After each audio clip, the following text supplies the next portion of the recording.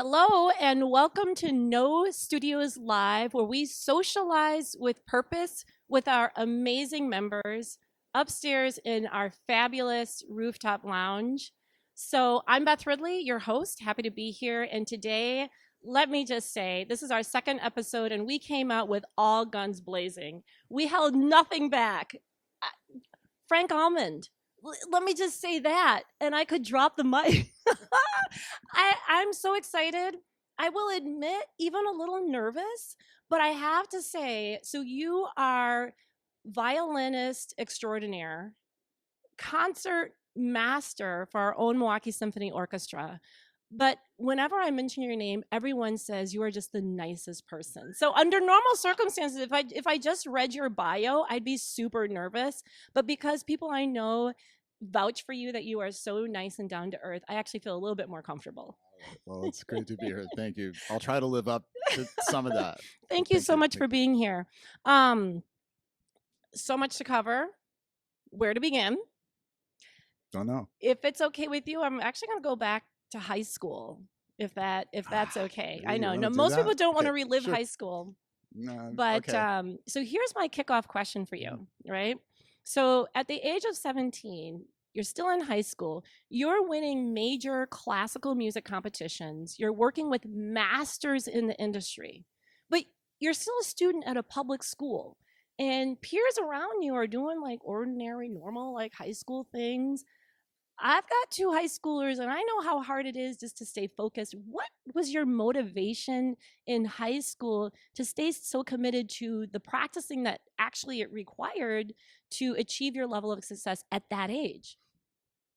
Well, that's kind of a funny question. And I should probably just point out for the record, I actually was not in high school at 17. Oh, My answer set the record straight. to trying to get through all of that was to get out of high school. I love it. Which I did when I was 15.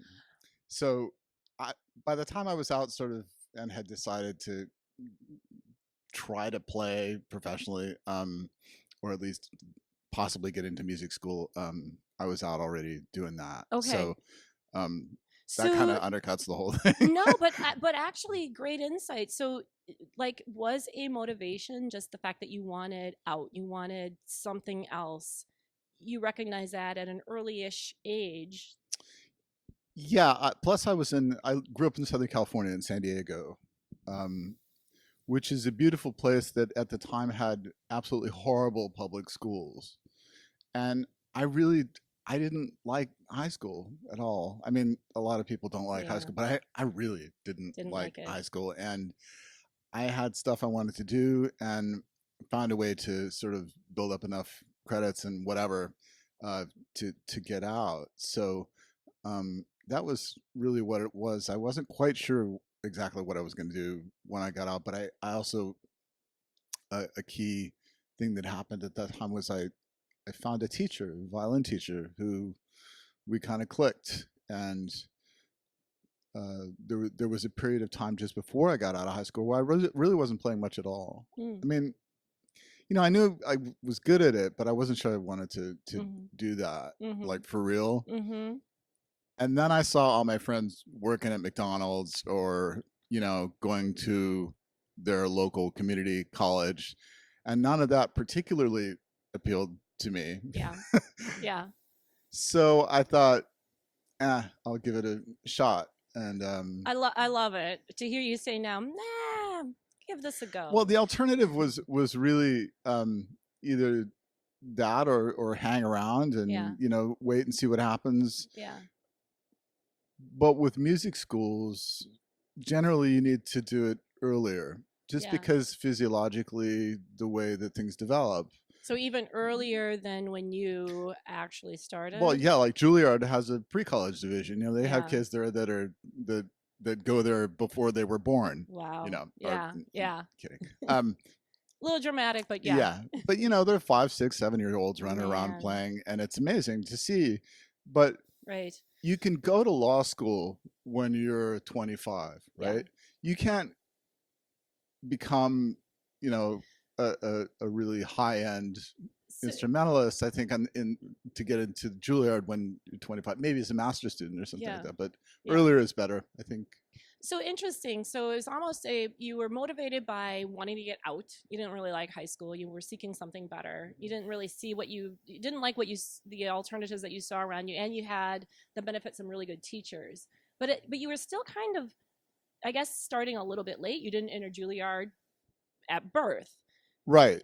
So in other words, I would think like if someone's entering Juilliard at birth, they have a parent pushing them behind them, because what do you know at 5? Right. You were still old enough to be able to make some of your own decisions. Fair? Is that fair? Yeah, good and bad Mhm. decisions. Yeah. Like most 17-year-olds. I mean, Yeah. I grew up in a house that had a lot of music around it. My parents were both musicians, and I kind of sort of understood what it meant to try to get into music school. But the main thing was that I had a good teacher Hmm. in a place like San Diego, California, which is not exactly a bastion of activity for Hmm. fine arts, Yeah. or it wasn't. It's more so now. Nothing against San Diego, but I had a fairly normal beach going Hmm. outdoorsy upbringing, and playing the violin was more of a sideline. Yeah. That's and, actually and really good to hear, because sometimes I think it's scary when you think like kids so young are have just one singular focus.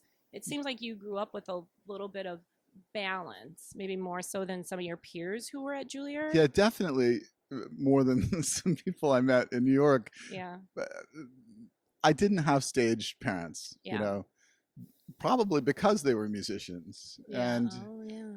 I have two brothers, and I think it horrified them in a certain way that two of us went into music ultimately, you know, because they knew kind of what it was about. And They knew too much. yeah, well, yeah, they knew enough to push us that way if we wanted to do it. And that was really what was key, because Yeah. they understood that the self motivation is really what's going to get you Yeah. past a certain point, not somebody beating you over the head Yeah. to practice. It sounds like the perfect combination, really.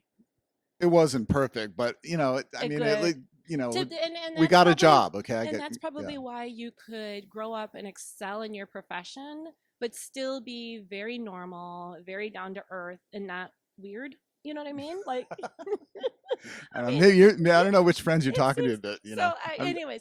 Yeah. So two questions out of this. Okay. So one, so it's kind of a drive for just breaking out of your high school, your teen existence was a motivator at that time. What still motivates you now? Because you still need that drive. You're still mastering. I mean, so what's your motivation now? Well, I think if you're doing anything really, whether it's the arts or medicine or law or interviewing people, Hmm. you have to have a kind of sense that it's meaningful and it's making a difference and gets you up in the morning and gives you some sort of challenge that, in a kind of selfish way, keeps you going, but in another broader sense is meaningful in a way that's kind of intangible. Yeah. And I think that's what's weird about um, a lot of people get into their professions, and 20 years in, it's not only completely different than what you thought it was going to be or what they told you it was going to be in school, but the burnout rate for a lot of especially high end professions where you're supposed to be on Yeah.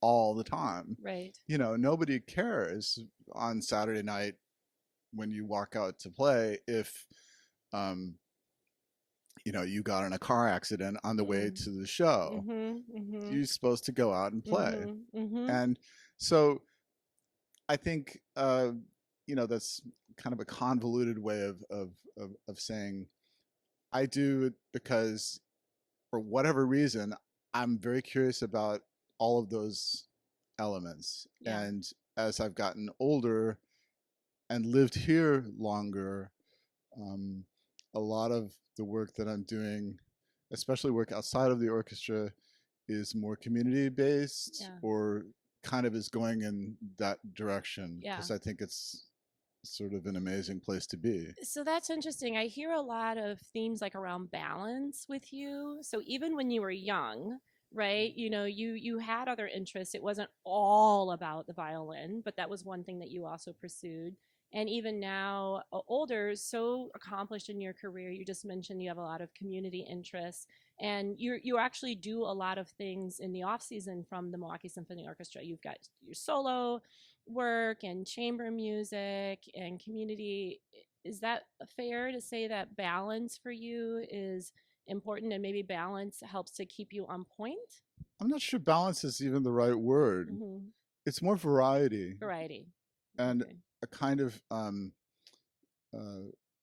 you know coalesce, having all these different branches of the same tree sort of coalesce around the same idea. Yeah. There's what we do with the orchestra, which kind of bleeds into what you do as a chamber musician.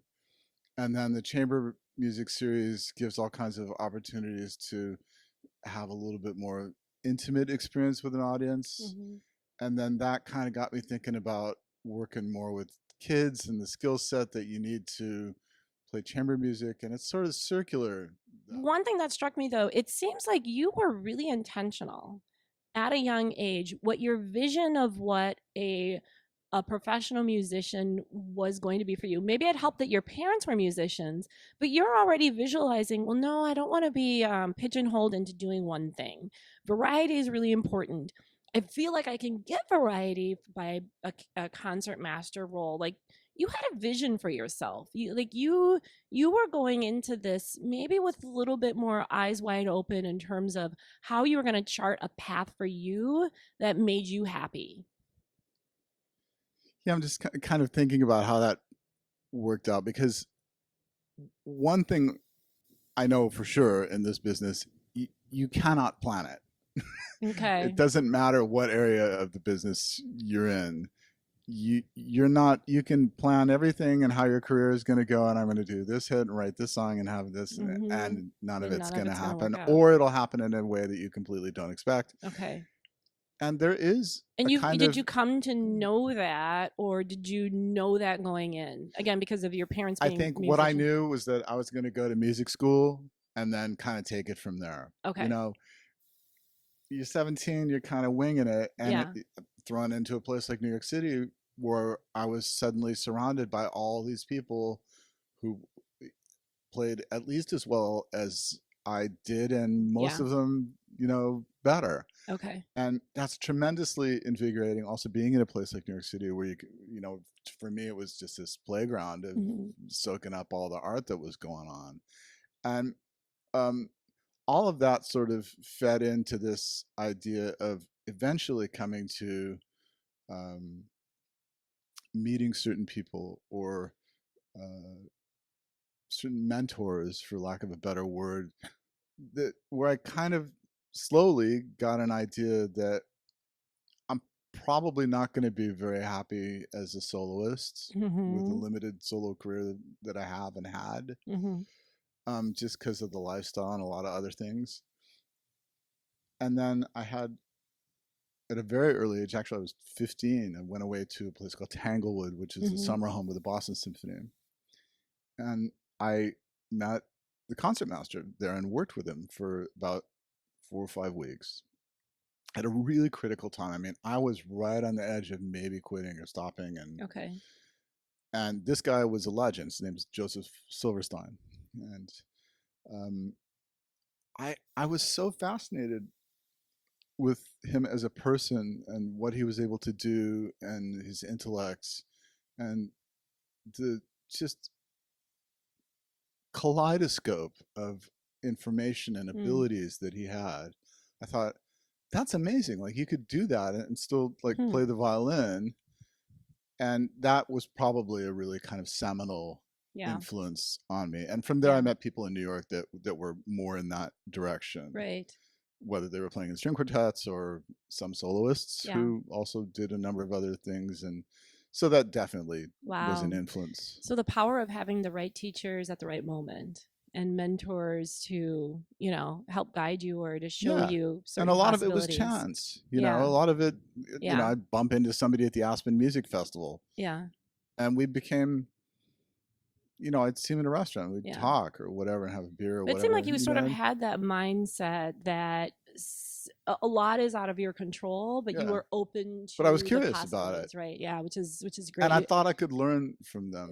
That nimble mindset, I Yeah. think, is really critical. Yeah. All right, so back to a concert master. For Right. the rest of us, what exactly does a concert master Right. do? I know it's such a Or I should say, what do you do in your role as a concert master? I mean, well, on the base level, like the most practical level, I guess the best description is you are the principal first violinist. Okay. So if you think of an orchestra divided up in sections, which is violin, viola, cello, bass, and then woodwinds, brass, they all have principals and assistant principals. Okay. And they're sections. So the quote unquote leaders of those sections are sort of playing almost like a large chamber music group. Okay. With a bunch of people behind you that in an ideal world, you're all sort of doing the same thing. Okay. And then there's this conductor person up there who's trying to loop it all together Right. with what's written on the page and their own idea of what is written on the page, right. filtered through 90 people. Yeah. The conductor cannot do everything. Yeah. Contrary to what a lot of them think. Going back to the 18th century, the concertmaster was sort of, the right hand or left hand person to the conductor. Yep. And there's this weird kind of liaison where you occupy a role that the other principals might not have to all the time. Okay. Like say there'll, like for an example, there'll be like some issue in the strings where we're trying to solve some problem or fix a bowing or whatever, something the conductor wants, and they will just talk to you. Yeah. And what because especially if it's a guest conductor and they don't really know the they don't have the relationships, and so you end up with this kind of chemistry. Yeah. And I think if you're skillful at it, you can also sort of sense what the conductor wants without them really saying much. Right. A good conductor can kind of portray or convey what they want visually without having to talk a whole lot in rehearsals. Okay. And then hopefully you're sort of transmitting that and everybody's kind of picking up on it. It's this weird alchemy. Yeah, that There's is a lot kind of weird. chemistry involved and a lot of kind of intuitiveness. So you're very much helping to translate the artistic vision from the conductor to the rest of the orchestra. And do you also absorb some of the just the regular personnel issues that come with an organization too? Yeah, making sure that people are happy and fulfilled. And what does it take? Like, or is that like you don't get into those it's purely artistic, or do you get into some of those personnel issues? Ideally, I almost feel like you ideally can't your colleagues, them, right? Your colleagues, and you need to work together, and you're all sort of headed for the same thing at the end of the week. Yeah. And it's in a way it's like herding cats. Yeah.